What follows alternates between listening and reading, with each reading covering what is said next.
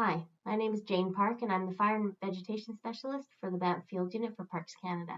I'm here to talk to you today about landscape fire management within Banff and how we use fuels data within our program. First, I'd like to acknowledge that Banff National Park is within the present-day territories of the Treaty 6, 7, and 8 nations, as well as the Métis homeland. The lands and waters of Banff have been used for millennia by Indigenous peoples for sustenance, ceremony, trade, and travel, and we thank them for their continuous stewardship and for sharing the land with us. I'll go over an overview of what I'll be talking about today, and I'll start with the key principles of the Parks Canada Fire Management Program, and then talk about how fuel data contributes to fire management within Banff as it relates to wildfire risk reduction, prescribed fire, and research. The Parks Canada Fire Management Program has three key principles. First, that the protection of people, infrastructure, and adjacent lands is of the utmost importance. Two, that fire is a natural and important part of many ecosystems. And three, that fire exclusion left a legacy of older, closed forests, loss of wildlife habitat, loss of diversity, and increased risk of wildfires. Our program focuses on wildfire risk reduction at multiple scales, and we work at the scale of the homeowner with fire smart protection right adjacent to homes in the town of Banff. We have larger wildfire risk reduction projects on the interface just outside of the boundary of the town of Banff with the forest surrounding it. And then we also work with large landscape level fuel breaks where we do mechanical logging. And these fuel breaks are there to protect the community from wildfires, but also to facilitate landscape level prescribed fire as well. The fuel data that we collect helps us to develop prescription for fuel modification. We collect a variety of data prior to implementing any of our wildfire risk reduction projects. We collect surface fuel loading data as well as canopy and stand characteristics data to help us to develop prescriptions to reduce wildfire risk.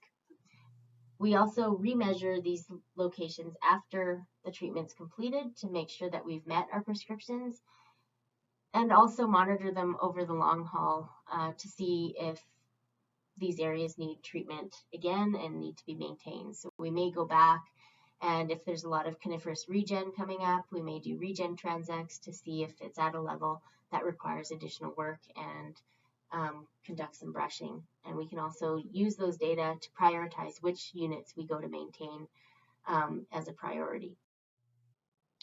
We also have a large prescribed fire program within Banff. We burn for multiple objectives, and just like our wildfire risk reduction, we operate at a large, medium, and small scale with our prescribed fires. We burn for multiple objectives to increase vegetation heterogeneity and reduce the risk of wildfires and forest insects and disease. We burn to create or maintain wildlife habitat for a variety of species, such as wolves and bears and ungulates and now bison. We also burn to reduce wildfire risk to adjacent lands and to allow fire to play its natural role in the landscape. So when we build prescribed fire plans for our boundaries, we're putting in capping units to facilitate the use of prescribed fire or allow wildfire to take its natural role in the ecosystem, but still protect our neighboring lands. Our prescribed fires kind of range in the fire behavior that we aim for, from large stand replacing mixed severity fires to small scale meadow and hazard reduction burning.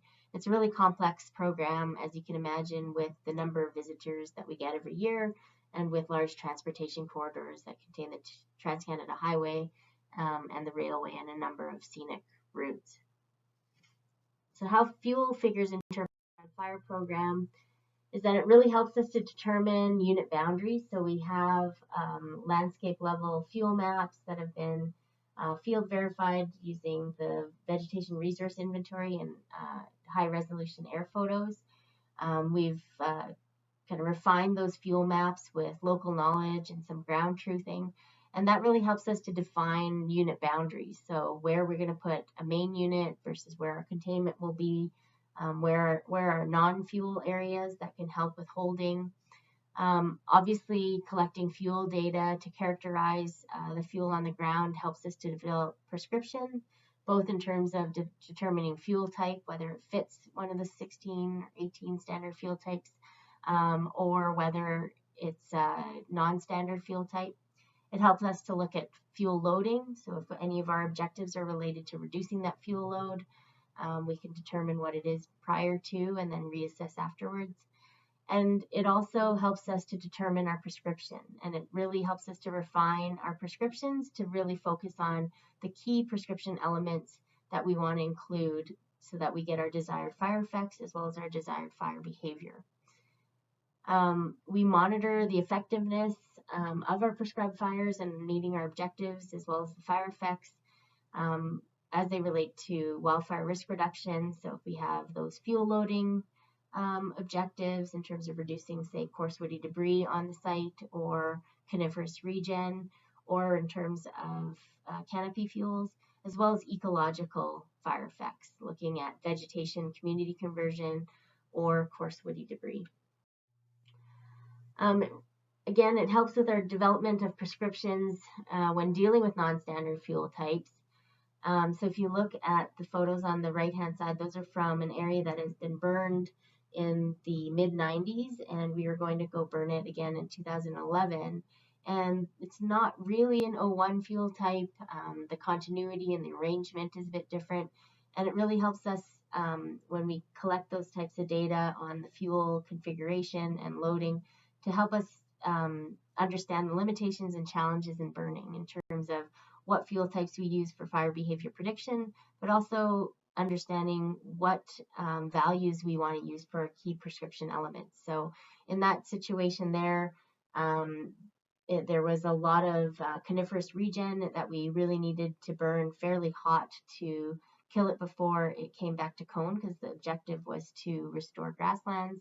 And so we want to make sure that our BUIs were high enough that we get good consumption of coarse woody debris and good intensity, surface fire intensity, so that we end up with mortality within those coniferous regen areas. But we also needed the FFMC to be high enough in order to carry fuel in the light grass fields that were there on site as well. We also measure fuels in order to determine the effectiveness of our prescribed fire objectives from the perspective of fuel load reduction. If we've got specific objectives related to wildfire risk reduction and reducing surface fuels or canopy fuels in terms of crown fraction burned, or in cases where we're trying to convert vegetation communities from, say, standing timber to grasslands. And we also use fuels data for a variety of research projects that we have ongoing in our program. A lot of these are in conjunction with the Canadian Forest Service.